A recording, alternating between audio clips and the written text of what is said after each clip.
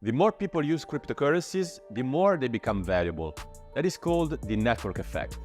According to Metcalfe's law, the value of a network is proportional to the number of users who participate in it. That is why Bitcoin needs to reach mass adoption to unlock its maximum potential as a technology and asset. In less than 15 years of existence, Bitcoin has been adopted at an impressive rate. From a fringe technology used by a small group of cypherpunks, it has become a well-known brand today, with some nation-states even making it a legal tender and buying it as part of their reserves.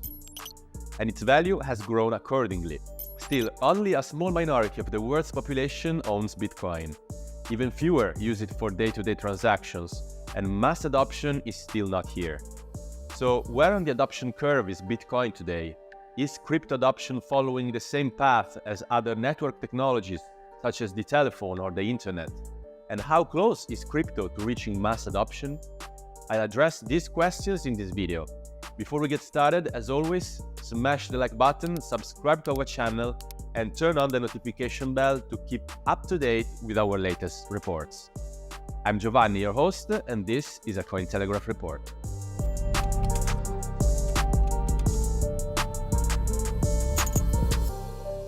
The adoption of new technology goes through several phases. Starting with a small group of pioneers called innovators, it grows significantly when early adopters discover it. Next come the early and late majority, which are the biggest groups. And finally, the laggards arrive. To understand how this adoption pattern applies to crypto, I talked to Eric Jardin, lead researcher at crypto intelligence firm Chainalysis. Crypto as a technology will follow an S-shaped adoption curve like we have observed with most technologies in the past. So start out relatively slow, accumulate, hit a period of exponential adoption, and then plateau as late adopters finally come on board. Now, where does crypto sit in this curve? That depends on how you measure crypto adoption.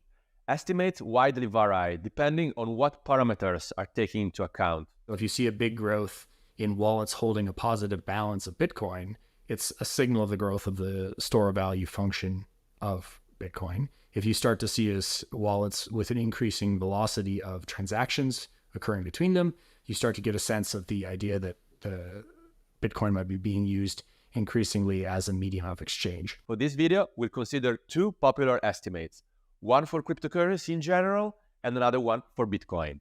According to crypto payment company AAA, the adoption curve of crypto currently stands at about 4.2% of the global population, or about 420 million users worldwide. This conclusion is based on 16 different reports and data sources. That would put crypto somewhere in the early adopters phase.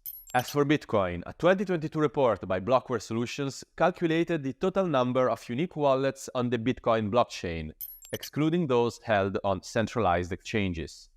The report estimated 30.8 million global Bitcoin users, which is about 0.36% of the global population. That number would put Bitcoin still somewhere within the innovators phase.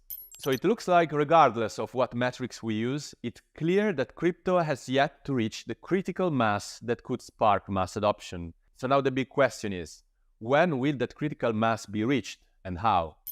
According to AAA, crypto adoption in the last 10 years has occurred at a similar pace to early internet adoption. Currently, adoption levels should be equivalent to the internet in 1999. Following that pattern, it will take about 7 years to penetrate 15% of the global population, thus reaching the early majority. According to Blockware, Bitcoin adoption is growing at a rate of 60% per year, which means it will have reached 10% of the total population by 2030. That is likely to be the inflection point that could spark mass adoption. A similar prediction came from the Boston Consulting Group, which last year predicted that crypto would reach 1 billion users by the end of this decade. According to the most optimistic predictions, crypto is reaching mass adoption faster than other technologies of the past. That is because of the high connectivity of today's world, which accelerates the adoption of new technologies. For example, it took far longer for landline telephones to reach mass adoption than social media. However, according to other studies, Bitcoin adoption could be slower than expected. To reach the masses, Bitcoin will have to cross the so-called chasm. The chasm is a significant gap that separates early users from the early majority in technology adoption. That is the hardest obstacle to overcome for any emerging technology. To spread to the early majority, a product must have clear advantages over existing ones, be relatively free of risk, and be easy to use. The problem is that for the vast majority, the value proposition of Bitcoin and crypto in general is still not that obvious. Bitcoin is a highly volatile, risk-on asset, which obfuscates its property as a store of value. Also, Bitcoin is designed to compete with and function as an alternative to the existing financial system. That means powerful incumbents such as banks and nation-states are not incentivized to facilitate Bitcoin adoption. Quite the opposite, in fact.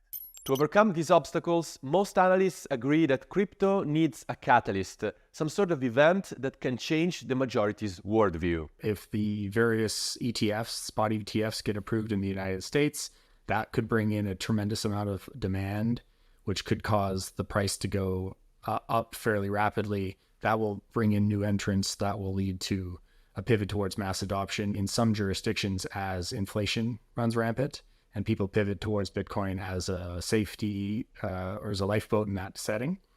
That can facilitate adoption on a per person basis fairly rapidly. What you'd essentially see is probably more people getting interested in the technology. They'll learn more about it. They'll understand more about the monetary system we have, the monetary system we could have. Overall, despite the obstacles, the general trend is positive, and Bitcoin is steadily progressing towards mass adoption. The latest Chainalysis Adoption Index shows that the crypto adoption rate slowed down during the current bear market, but it still stands far above the 2020 pre-bull market levels.